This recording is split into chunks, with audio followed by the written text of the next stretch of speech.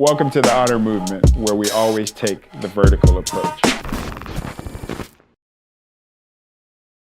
Well, I have the tremendous honor of sitting down with Peter Taunton, founder of Snap Fitness, author of Impossible Hill, and so many other things. But I can say I have the privilege, as of last week, of calling him my friend. As we've gotten to know each other over the past couple of days, I think we could both agree that we love fitness and we love staying in shape and staying active. And, I was going to share this with you.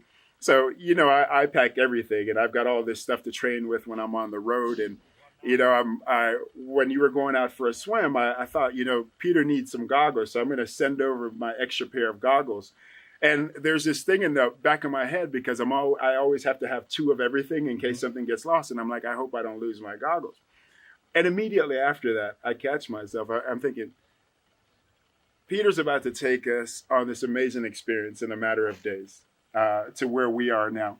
And here I am caught up about a pair of $6 goggles, And what I want to talk to you about, especially with that, because, that's funny, but so many people get caught up in these little minute things, the things that don't really matter. Yes. And they lose sight of the great opportunities that are in front of them. How do you break through that? How do you get past that? I think, what, it's a great perspective that you have. And thank you again for loaning me the goggles. And I got them back, by the way. Yeah, they were lifesavers. What's funny is they laid them on the floor by my door. I actually thought they were a doorstop. So that shows you how smart I am. Yeah. So I'm not as smart as everyone makes me out to be. So I literally walked by them for 2 days. But anyway, I think the biggest thing with people that gets in the way of opportunity for them is pride and greed. Uh-huh. I always say opportunity doesn't knock, it whispers.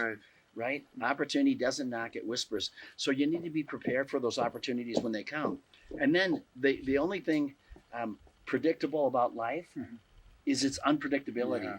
Uh-huh. Right? And if every time something that is unpredictable happens, if every event you feel like you're blindsided, if that's the reaction, because keep in mind, that reaction harvested through the 6 inches between your ears, right? So it's just so important that when life throws you a curveball, that you take a breath, you understand what happened, and then you just move forward. Because nothing is as serious as we tend to make it out to be. Yeah, it's goggles.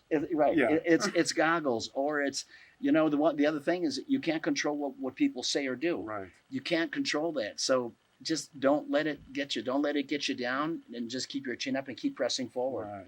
And I think for me, and all of the success that I've had in my life, if I had to attribute it to any one thing, I was completely committed. And one thing I pride myself on, and I spoke about it this morning. Actually, I spoke about it this morning talking about who. I was talking about discipline and accountability. Okay? It all depends how you want to show up every day. Yeah. Right? And I just love this guy because every day, and it doesn't surprise me, great athletes, they have great discipline, great accountability, right? I always say anyone can be a champion if you set the bar at your ankles, but getting up every day, we're in thin air, you're running, you're sweating, you're beating, you bring all your workout gear. So I really appreciate just that level of commitment to yourself and leveling up in every way, shape, and form of your life. So it's a real treat to get to know you, and it's an absolute honor to call you my friend. No, same here. And I've if I can say one thing about my life, I've been lucky to be in positions to meet great people. And I could say, Peter, if you Google his name, you're going to see a lot of things. There's a lot of accomplishments. But I can say, after knowing you for a couple of days, you're just a great person, and I'm so honored to have met you. Thank you again for. Can you believe we saw a lion at night, and it was unbelievable. We've seen so much. Yeah. We've seen so much. And you know what? Honestly, I appreciate all of your kind words.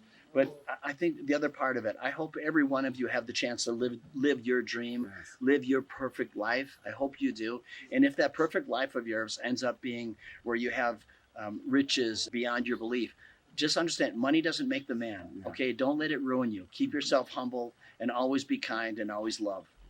That's great. And, just quickly before we go, and that was so powerful what happened earlier today at the Maasai village, just to see and to hear the stories of what you have done for that tribe and for the people in this community. So, Yeah.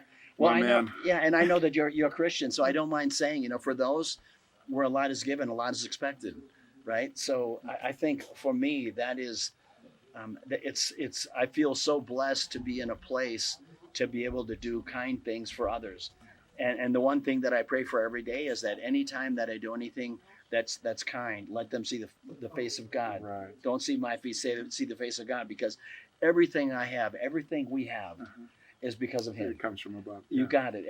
And so I'm just along for the ride. Yeah. Well, I think I'm seeing the face of God right now. It So. is. This is beautiful. Yeah. So man, that was great, Peter. And as we always say, there's a lot of crazy things happening in the world right now. But never forget, as humans, we're not as bad as they say that we are, and we should never forget that the next generation is watching.